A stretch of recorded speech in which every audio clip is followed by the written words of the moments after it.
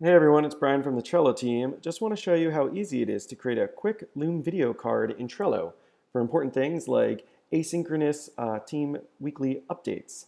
So I'm going to click this video icon on the bottom of my Trello list. Make sure all my options are set in the video settings and the recording settings. Click Start Recording. Select the window I'd like to share. And now I can leave my update like this for my team. When I'm all done, I can click the Stop Recording button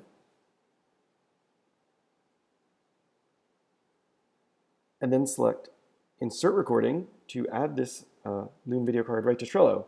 From here, I can click Preview to open the Loom recording in Trello.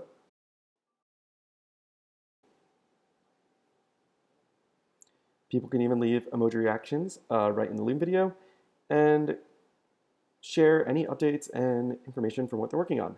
So that's how you can create a Loom video card in Trello.